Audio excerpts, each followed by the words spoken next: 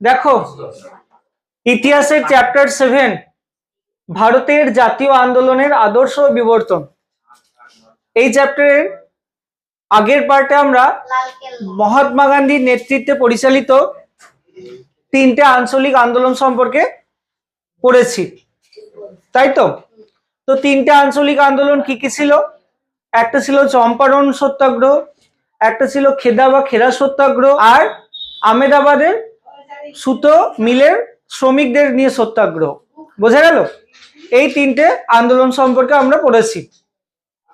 এখন এই পার্টে আমরা তারপর থেকে শুরু করব। তো বন্ধুরা, অর্ঘ্য অ্যান্ড সৌম্যস ক্লাসেসে আমরা নিয়ে আসতে চলেছি অনলাইন ক্লাস। হ্যাঁ, ঠিকই শুনেছো বন্ধুরা, খুব শীঘ্রই আমরা নিয়ে আসতে চলেছি আমাদের অনলাইন ক্লাস। তো এই ক্লাসে আমরা ক্লাস 6 থেকে 10 পর্যন্ত পড়াবো, এবং যে সাবজেক্টগুলো আমরা এখানে পড়াবো mathematics, science, history and geography, এই বিষয়গুলো পড়ানো হবে। আর আমাদের এখানে তোমরা যে ফেসিলিটিগুলো পাবে, নিয়মিত লাইভ ক্লাস, স্টাডি মেটেরিয়াল যেটা আমরা সম্পূর্ণভাবে নিজেরা বিভিন্ন বইপত্র, বিভিন্ন কোয়েশ্চেন পেপার ঘেঁটে আমরা তৈরি করেছি, আর সেই সঙ্গে নিয়মিত মক টেস্ট। তো তোমরা কারা কারা এই ক্লাসটা করতে চাও নিচে একটু কমেন্ট করে জানিও। আর এই সংক্রান্ত কোনো কিছু জানার থাকলে তোমরা আমাদের কন্ট্যাক্ট নাম্বার এখানে দেওয়া রয়েছে, এই নাম্বারে কন্ট্যাক্ট করে জেনে নিতে পারো। তো খুব শীঘ্রই দেখা হচ্ছে আমাদের অনলাইন ক্লাসে। Thank you.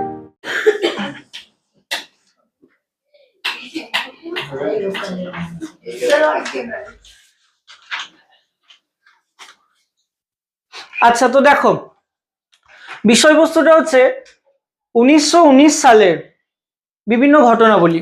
1919 সালে আমাদের ভারতের ইতিহাসের ক্ষেত্রে একটা গুরুত্বপূর্ণ বছর 1919 সাল।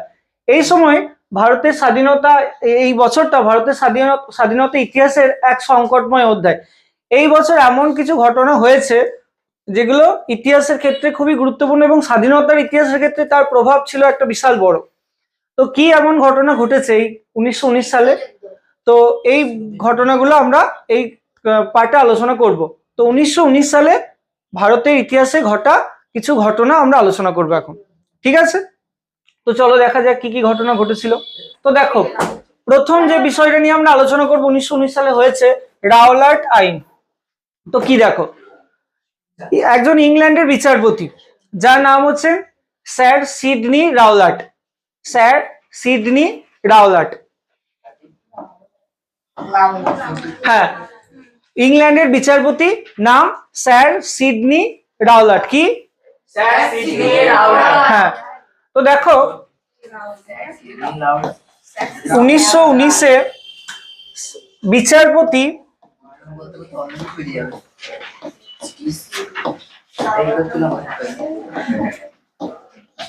স্যার সিডনি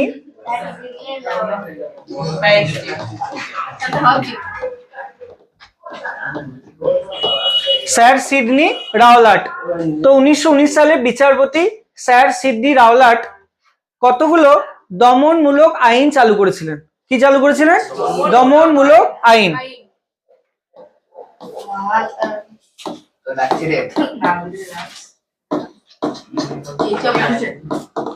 কতগুলো দমনমূলক আইন চালু করেছিলেন। সিডনি রাওলাট সম্পূর্ণভাবে নিজে করেনি, সিডনি রাওলাট একটা কমিটি তৈরি করেছিলেন, সেখানে বেশ কয়েকজন ছিল, সেই কমিটি একটা মিলে একটা দমনমূলক আইন চালু করেছিল। এবার সেই আইনগুলোর মধ্যে কি কি ছিল? প্রথম কথা ছিল বিনা বিচারে গ্রেপ্তার। কোনো রকম বিচার ছাড়াই ইংরেজরা যে কোনো, বিশেষ করে স্বাধীনতা সংগ্রামীদেরকে বা বিপ্লবীদেরকে গ্রেপ্তার করে নিতে পারতো। তাহলে এটা প্রথম এই আইনে ছিল। দ্বিতীয় ছিল মত প্রকাশের স্বাধীনতা হ্রাস। মানুষ স্বাধীনভাবে কোনো কথা বলতে পারবে না, বিশেষ করে ব্রিটিশদের বিরুদ্ধে কোনো কথা বলতে পারবে না। তো স্বাধীনভাবে কথা বলার যে স্বাধীনতা, সেটাকে এখানে ছিনিয়ে নেওয়া হয়েছিল। তাহলে এই দুটো ছিল এই দমনমূলক আইনের প্রধান। এক হচ্ছে বিনা বিচারে যে কোনো কাউকে বন্দি করা বা গ্রেপ্তার করা, আর দুই স্বাধীনভাবে মত প্রকাশের স্বাধীনতা কেড়ে নেওয়া। এই দুটো আইন এখানে চালু হয়েছিল। পাশাপাশি সংবাদপত্রের স্বাধীনতা কেড়ে নেওয়া হয়েছিল, সংবাদপত্র কোনো কিছু লিখতে পারবে না। এর আগেও এরকম আইন হয়েছে, সংবাদপত্রে লেখা যাবে না ব্রিটিশ বিরোধী কোনো কিছু। এখন এর সঙ্গে এইগুলো যুক্ত হয় যে যে কোনো মুহূর্তে যে কোনো কাউকে বিনা বিচারে গ্রেপ্তার করা হবে, গ্রেপ্তার করা হয় বিচারের পর, কিন্তু এখানে বিনা এখন খুলবি না, বিনা বিচারে গ্রেপ্তার করা হবে। 1 নম্বর, মত প্রকাশের স্বাধীনতা কেড়ে নেওয়া হয়, আর সংবাদপত্রের স্বাধীনতা কেড়ে নেওয়া হয়। তাহলে এই 3টে করা হয়। তাহলে কি কি হলো? প্রথম কি হলো, কতগুলো দমনমূলক আইন চালু হলো, কি কি? বিনা বিচারে গ্রেপ্তার, বিনা বিচারে গ্রেপ্তার, মত প্রকাশের স্বাধীনতা হ্রাস,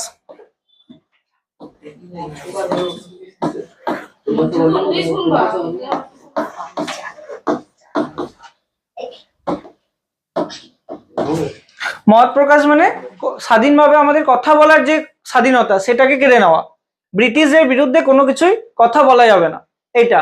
আর সংবাদপত্রের স্বাধীনতা কেড়ে নেওয়া, মানে মুদ্রণ আইন না এটা হচ্ছে রাওলাট আইন।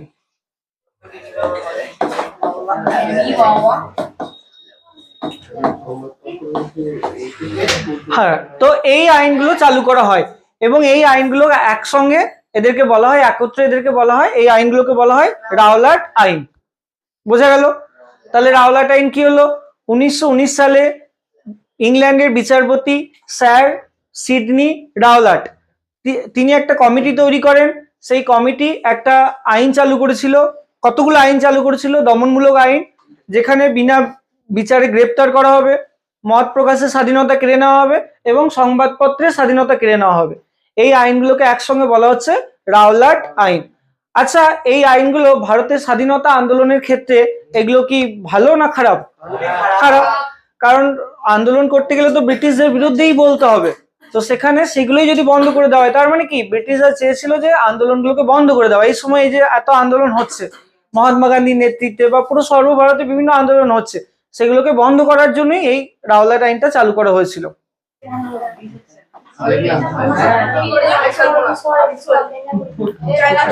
আচ্ছা, তো দেখো এই আইনটা যেহেতু, এই রাওলাট আইন যেহেতু ভারতীয় স্বাধীনতা আন্দোলনের জন্য একটা খারাপ আইন ছিল, সেই কারণে পুরো দেশ জুড়ে এই আইনের বিরুদ্ধে আন্দোলন শুরু হয় বা এই আইনের বিরোধিতা শুরু হয়।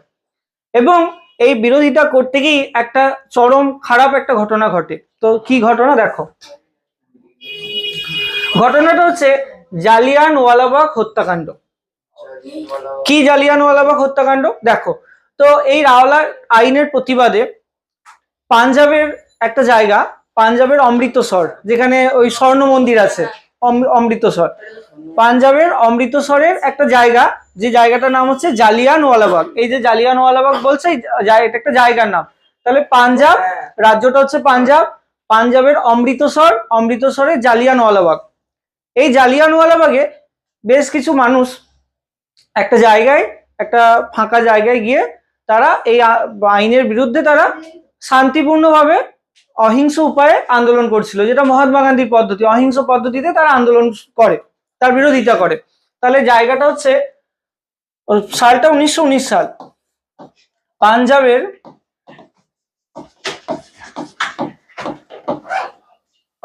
অমৃতসরের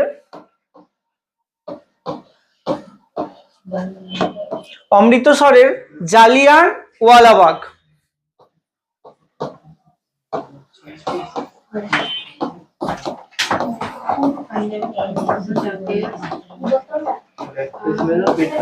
আচ্ছা দেখো, 1919 সালে পাঞ্জাবের অমৃতসরের জালিয়ানওয়ালাবাগ, জায়গাটার নাম জালিয়ানওয়ালাবাগ।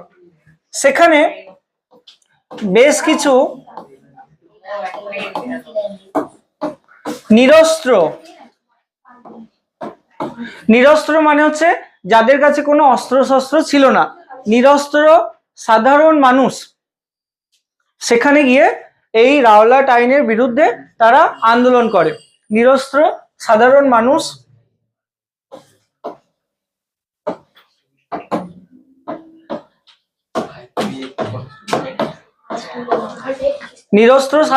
কোন আইনের বিরুদ্ধে আন্দোলন করে? রাওলাট আইনের বিরুদ্ধে।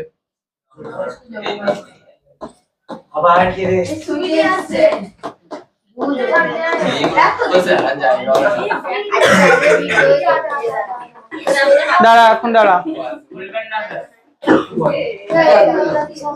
দেখো, তো নিরস্ত্র সাধারণ মানুষ রাওলাট আইনের বিরুদ্ধে কি করে? আন্দোলন শুরু করে। ঠিক আছে, তাহলে 1919 সালে পাঞ্জাবের অমৃতসরের জালিয়ানওয়ালাবাগে কিছু মানুষ এই রাওলাট আইনের বিরুদ্ধে আন্দোলন শুরু করে। এইবার সেই সময় ইংরেজ সেনাবাহিনীর প্রধান ছিলেন, ইংরেজ সেনাবাহিনীর প্রধান ছিলেন জেনারেল মাইকেল ও ডায়ার, মানে একজনের নাম মাইকেল ও ডায়ার। মাইকেল ও ডায়ার সেনাবাহিনীর প্রধান, ব্রিটিশ সেনাবাহিনীর প্রধান ছিলেন মাইকেল ও ডায়ার। কে ছিলেন? কে ছিল? হ্যাঁ, তো মাইকেল ও ডায়ার সেনাদেরকে আদেশ দেন যে সেই ওখানে যে মানুষগুলো আন্দোলন করছে তাদেরকে গুলি করে হত্যা করার জন্য আসতে। তো সেখানে সেনাবাহিনীরা যায় এবং ওখানে ওই যে জায়গাটায় তারা ওই আন্দোলনটা করছিল, যে ফাঁকা জায়গাটায়, একটা মাঠের মতো জায়গা, সেখানে ঢোকা এবং বেরোনোর একটাই পথ। তারা সেই পথটাকে বন্ধ করে দিয়ে সেখানে সেনাবাহিনী তাদের উপর নির্বিচারে গুলি চালাতে লাগে এবং সেখানে বাচ্চা থেকে শুরু করে বৃদ্ধ থেকে শুরু করে যুবক যুবতী সব রকম বয়সের মানুষ ছিল এবং নির্বিচারে সেই গুলিতে প্রচুর মানুষের মৃত্যু হয় এবং অনেক মানুষ আহত হয়। প্রচুর মানুষের মৃত্যু হয় এবং অনেক মানুষ আহত হয়, হয়তো মারা যায় না কিন্তু তাদের গুলি লাগে এবং তারা আহত হয়। এই যে ঘটনাটা, এইটাকে বলা হচ্ছে জালিয়ানওয়ালাবাগ হত্যাকাণ্ড। কি? হ্যাঁ, তাহলে কি হলো? দাঁড়াও, বিরুদ্ধে আন্দোলন শুরু হলো, এরপর আসতে আন্দোলন শুরু হলো, এরপর জেনারেল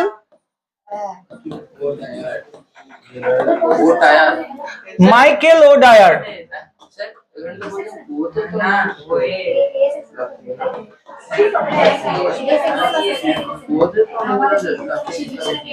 মাইকেল ও ডায়ার একজনেরই নাম, ঠিক আছে? ওটা কিন্তু এখানে আলাদা বলে নয়, মাইকেল ও ডায়ার এটা একজনের নাম, এইটা একজনের নাম মাইকেল ও ডায়ার, এই জেনারেলের নাম। তার নির্দেশে সেনারা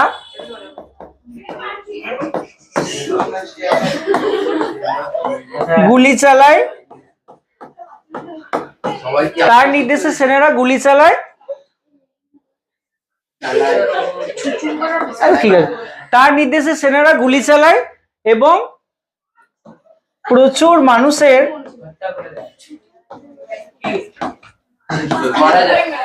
মৃত্যু হয় এবং আহত হয়। এই ঘটনাটাকে বলা হচ্ছে জালিয়ানওয়ালাবাগ হত্যাকাণ্ড। বেশ, আরেকবার বলছি, দেখো, 1919 সালে পাঞ্জাবের অমৃতসরে জালিয়ানওয়ালাবাগে বেশ কিছু সাধারণ মানুষ এই রাওলাট আইনের বিরুদ্ধে একটা প্রতিবাদ করে। সেখানে সেনাবাহিনীর প্রধানের নাম কি? মাইকেল ও ডায়ার। হ্যাঁ, মাইকেল ও ডায়ারের নির্দেশে সেনারা সেখানে গিয়ে সেই ঢোকার বেরোনোর যে পথ সেটাকে বন্ধ করে দিয়ে তাদের উপর নির্বিচারে গুলি চালাতে থাকে এবং এর ফলে সেখানকার প্রচুর মানুষ মারা যায় এবং অনেক মানুষ আহত হয়। এই ঘটনাটাই হচ্ছে জালিয়ানওয়ালাবাগ হত্যাকাণ্ড এবং এই ঘটনাটা একটা খুবই মানে নৃশংস ঘটনা। মানে সাধারণ মানুষ সেখানে গিয়ে আন্দোলন করছে, তাদের উপর একদম গুলি চালিয়ে হত্যা করা, এটা একটা মানে চরম খারাপ ব্যাপার এবং দেশ জুড়ে এর বিরুদ্ধে ইংরেজ বিরোধী একটা চরম বিরোধিতা শুরু হয়, আন্দোলন শুরু হয়। অনেকেই ইংরেজদের এই বর্বরতা, এই নৃশংসতার জন্য তাদেরকে মানে এর বিরোধিতা করে, সমালোচনা করে। রবীন্দ্রনাথ ঠাকুর, এই সময় রবীন্দ্রনাথ ঠাকুরকে ইংরেজরা একটা উপাধি দিয়েছিল, নাইট বা স্যাড উপাধি। তো তিনি এই উপাধিটা একদম ঘৃণার সঙ্গে ত্যাগ করেছেন, যে যারা এরকম আচরণ করে, এত খারাপ আচরণ করে, ভারতীয়দেরকে এরকম নির্বিচারে হত্যা করে, তাদের দেওয়া তিনি উপাধি নেবেন না। যদি নিতেন তাহলে রবীন্দ্রনাথ ঠাকুরের আগে স্যার কথাটা থাকতো, স্যার রবীন্দ্রনাথ ঠাকুর হতো, কিন্তু তিনি সেটা নেননি, তিনি উপাধিটাকে ফিরিয়ে দিয়েছিলেন। তাহলে রবীন্দ্রনাথ ঠাকুর কি করেছিলেন? রবীন্দ্রনাথ ঠাকুর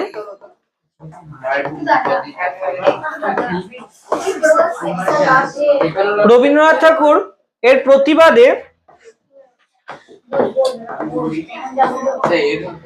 প্রতিবাদে নাইট উপাধি বা স্যার উপাধি ত্যাগ করেছিলেন।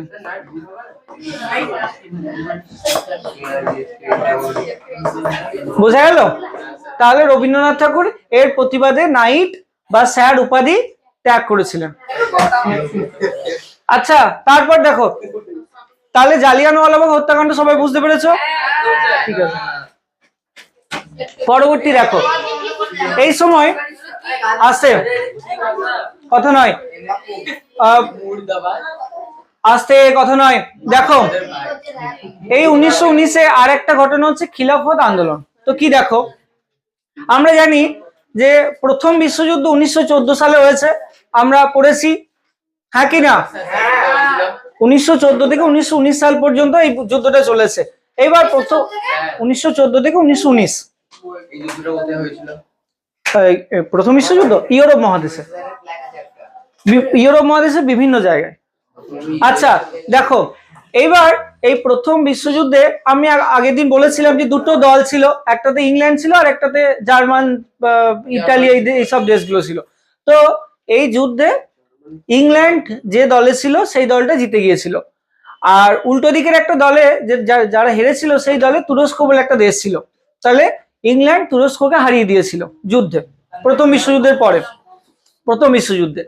এইবার তুরস্কের যে সুলতান ছিল, যে শাসক ছিল, তারা ক্ষমতা থেকে ইংল্যান্ড সরিয়ে দেয়, তাকে ক্ষমতাচ্যুত করা হয়। এবার সমস্যা কিছু নেই, তুরস্ক হেরেছে, তার সেখানকার যে শাসক তার ক্ষমতাচ্যুত করা হয়েছে বা ক্ষমতা থেকে তাকে সরিয়ে দেওয়া হয়েছে। তাহলে ভারতের কি সমস্যা? তুরস্ক তো একটা অন্য দেশ। কিন্তু ব্যাপারটা হচ্ছে দেখো, তুরস্কের যে সুলতান তিনি ছিলেন ইসলাম জগতের ধর্মগুরু বা খলিফা। এইবার যেহেতু তিনি ইসলাম জগতের ধর্মগুরু ছিলেন বা খলিফা ছিলেন, সেই কারণে ভারতীয় মুসলমানরা ইংরেজদের বিরোধিতা করে যে পুনরায় খলিফার ক্ষমতা ফিরিয়ে দিতে হবে। এই বিরোধিতা করে তারা একটা আন্দোলন শুরু করে, যেটার নাম হচ্ছে খিলাফত আন্দোলন। খলিফা থেকেই নামটা হচ্ছে খিলাফত আন্দোলন, কথা নয়, খিলাফত আন্দোলন। তাহলে কি হলো 1919 সালে? দেখো 1919 সালে কি হলো? প্রথম বিশ্বযুদ্ধে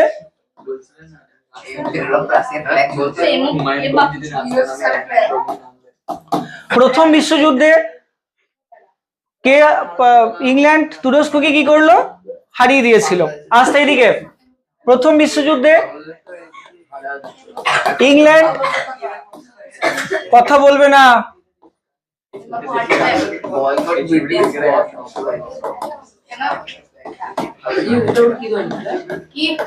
আচ্ছা দেখো, প্রথম বিশ্বযুদ্ধে ইংল্যান্ড তুরস্ককে পরাজিত করে, ঠিক আছে? এবং তুরস্কের কি হয়? তুরস্ক পরাজিত হওয়ার পর কি করে? খলিফার ক্ষমতাচ্যুত হয় বা খলিফার পদ থেকে তাকে সরিয়ে দেওয়া হয়, মানে ওখানকার সুলতানের ক্ষমতাচ্যুত হয়, মানে ক্ষমতা চলে যায়।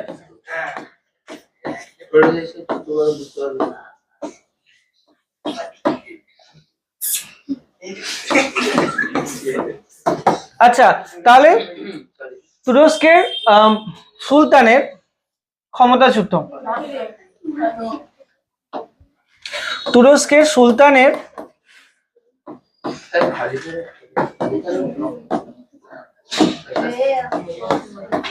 চ্যুত। তুরস্কের সুলতান ছিলেন ইসলাম জগতের ধর্মগুরু বা খলিফা।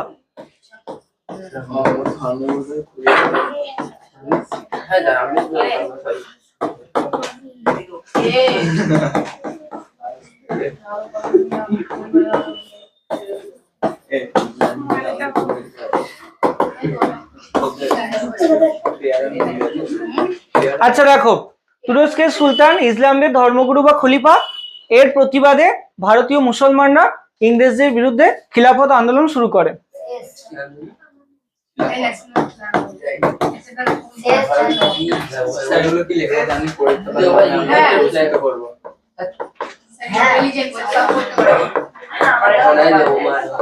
ভারতীয় মুসলমানদের দ্বারা খিলাফত আন্দোলন।